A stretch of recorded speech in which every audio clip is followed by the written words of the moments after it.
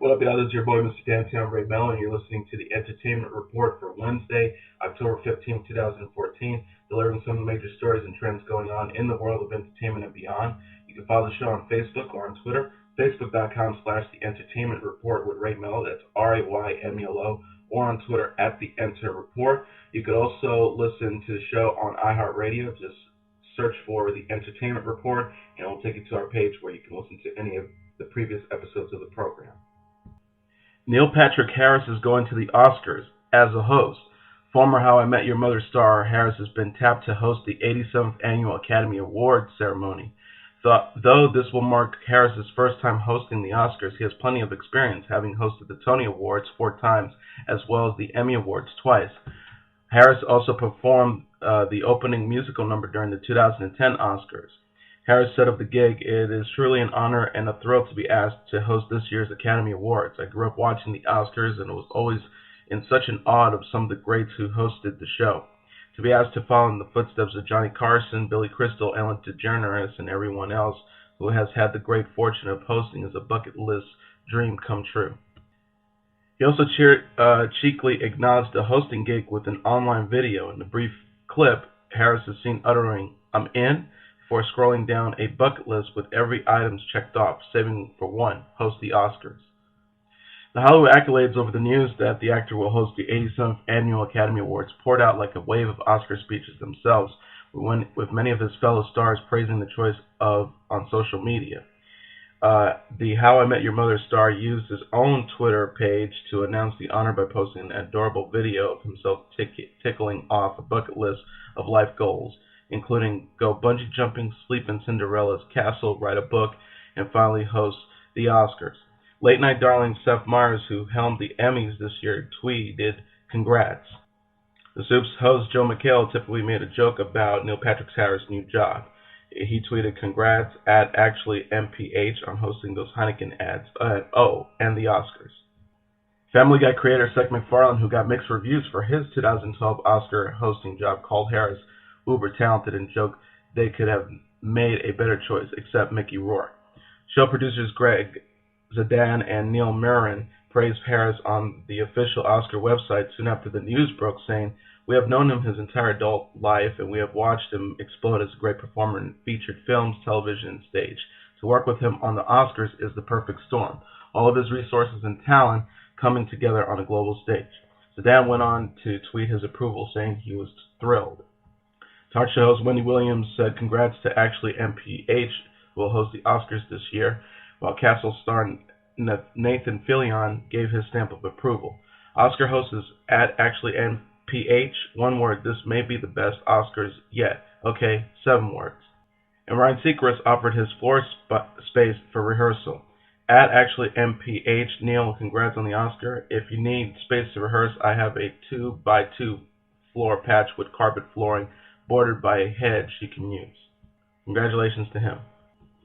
Screenshots for the iOS 8.1 iPad user guide popped up in the iBooks app in Apple's iTunes stores on Wednesday, and those screenshots were photos of the iPad Air 2 and the iPad Mini 3, which hasn't been officially announced yet.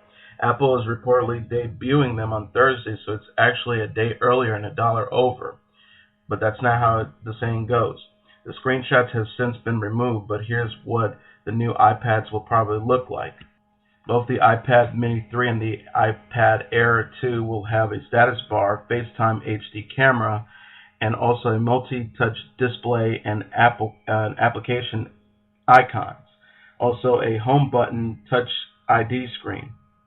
The screenshots also confirm that the iPads will have Touch ID sensors, which makes us feel futuristic and fancy whenever we use it, and that the cameras will have the selfie's best friend, burst mode.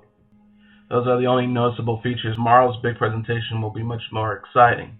Apple has yet to comment on this premature reveal, and it took them a suspiciously long time to remove the screen grabs, considering the company usually likes to keep its big. Former Seventh Heaven star Stephen Collins is facing yet another legal hurdle. Los Angeles County Sheriff's officials announced that they have now investigating another child molestation allegation in connection with the Seventh Heaven star. Police have investigated the case originally in 2012, but were unable to find, quote, a substantial victim at the time. Sources told NBC News officials that a courtesy report was prepared by the LAPD and given to the Sheriff's Department as the alleged crime took place within the Sheriff's jurisdiction. Audio tape was released last weekend where Collins was speaking about an alleged encounter with the minor. Upon the release of the tape, the LAPD passed a case to the Sheriff's Office in conjunction with the Los Angeles Special Victims Unit. The New York Police Department confirmed to E! News that a complaint has been filed against the actor and that the Manhattan Special Victims Unit were currently investigating the case.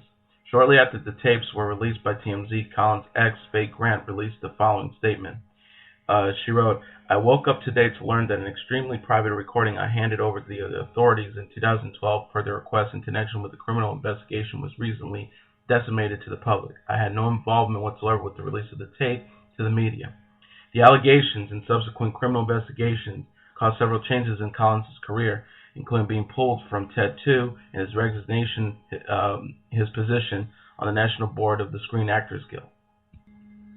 Snoop Dogg has put an end to his feud with Iggy Azalea after a bevy of nasty Instagram posts and a video in which he called the Aussie pop star and a fucking C. The 42-year-old rapper took to Instagram to say sorry for his hurtful attacks. Snoop says in the Instagram video, "Boys and girls, I just got off the phone with my boy Tip, the king of Atlanta, and it's officially over." Referring to call he had with rapper T.I., who mentored Azalea. "No more bad talk. I apologize. I'm sorry. I won't do it again." Snoop captioned the Instagram post, "It's over. I'm back on my cool shit. No harm, no foul. If it ain't about the much love at Troubleman31T. Respect. Sorry about that." Iggy accepted the apology and wrote on Twitter, "I appreciate the apology at Snoop Dogg," followed by, "Let that be that people. Time to focus on the positive things I've got going on. No time to dwell on the negative." It's nice to see an end to the rapper's social media feud. The Snoop-Iggy beef all started the other day when Snoop posted a photo of a woman with albinism and compared to Iggy's appearance. He also compared Iggy to the main characters in the movie White Chicks. She replied via Twitter writing, "Why would you post such a mean pic on Insta? I'm disappointed you be such an ass for no reason." Things only got worse from there. Snoop posted multiple other nasty posts, including an Instagram video in which he angrily said, "Say, bitch, you're fucking with the wrong N, and your N better check you before I do. You funky bitch, yeah you, fucking C." Glad Snoop came to his senses. Prolific actress Elizabeth Pena, whose acting career spanned nearly 40 years, has died at the age of 55. Pena died Tuesday at Cedars-Sinai Medical Center in Los Angeles. Her nephew, Mario Francisco Robles, told the Latino Review. Her cause of death was not immediately available. Pena was raised by Cuban immigrant parents in her hometown of Elizabeth, New Jersey. She started in theater and debuted in her first film in 1978, director Leon Achaso's Et Super.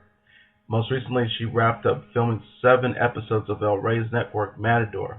The El Rey network said in a statement Wednesday, "We're deeply saddened by the passing of our friend and colleague Elizabeth Pena.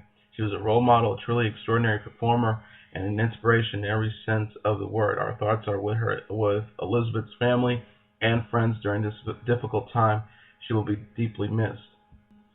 The actress really hit her stride in the 1980s with roles in La Bamba, Down and Out in Beverly Hills, and Blue Steel.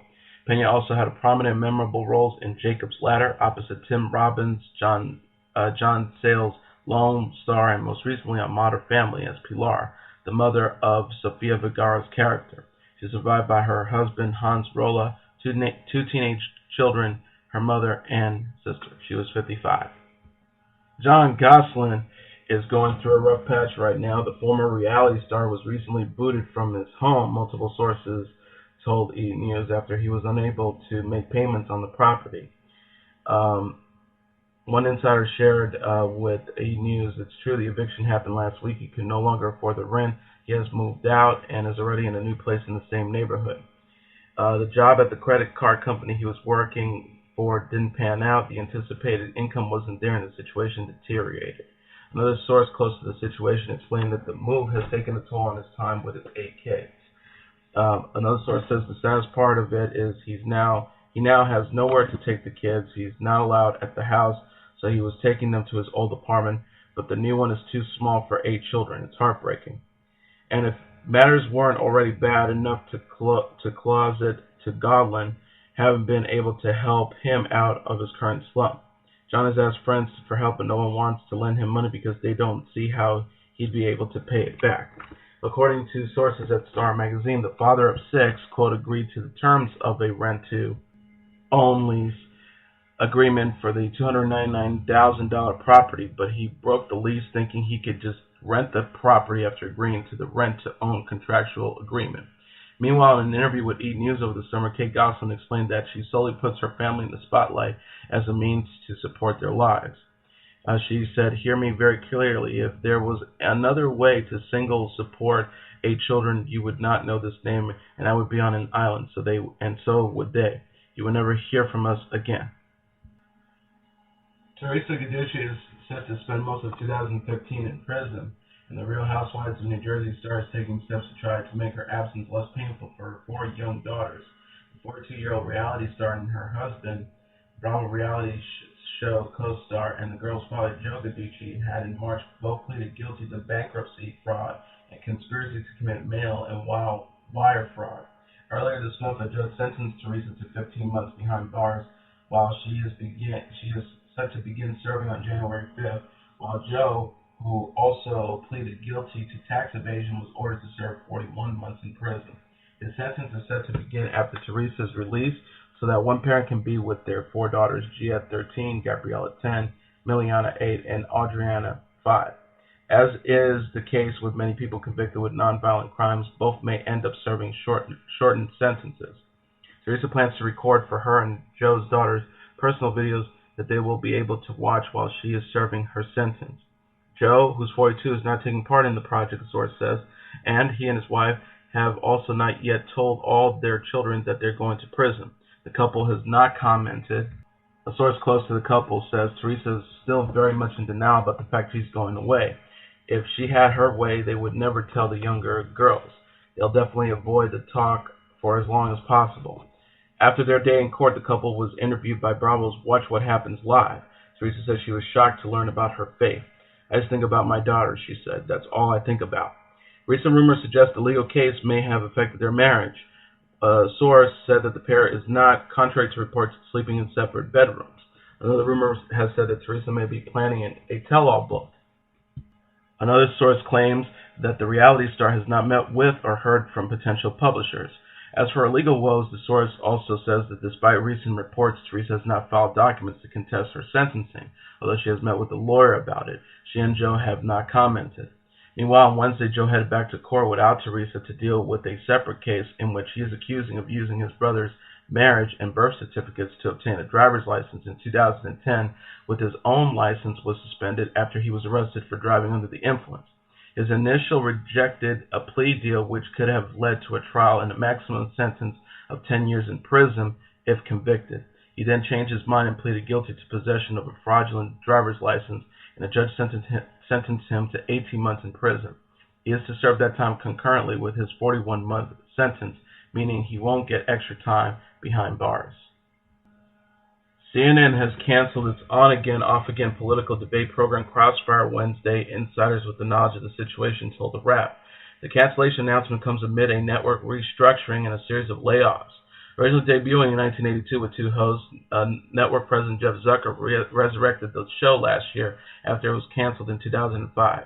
The 2.0 version looked different, a half hour with 4 hosts paired up in dual broadcasting on different days. Former White House advisor Stephanie Cutter and former Speaker of the House Newt Gingrich co-hosted one day. Former MSNBC host and former White House Energy Advisor Van Jones on the next. That rotation lasted for half a year before CNN pivoted the wall-to-wall Malaysia airline Flight 370 coverage in March. The 4 hosts will remain with the network as political commentators, insiders also confirm. The network's missing plane binge lasted close to 2 months, bumping Crossfire off the air from March 10th through April 30th. In its place was an extended full hour of The Situation Room with Wolf Blitzer. Returning on May 1st, Crossfire made it just 2.5 months before its most recent and final vanishing act from CNN's 6:30 p.m. time slot. Crossfire's most recent disappearance from CNN's lineups during the buildup of the 2014 midterm elections was a clear sign that the show wasn't returning. And that is your entertainment report for Wednesday, October 15, 2014. I'm your host, Mr. Downtown Ray Melo. I'll be back tomorrow delivering some of the major stories and trends going on in the world of entertainment and beyond. You can follow the show on Facebook or on Twitter, facebook.com/The Entertainment Report with Ray Melo. That's RAYMELO. Or on Twitter @The Enter Report. You could also listen to the show anytime you want on iHeartRadio. Just search for The Entertainment Report, and it'll take you to the iHeartRadio page of the program where you can listen to this episode and any past episodes of the program. Have a great day, everybody. I'll see you tomorrow. Bye.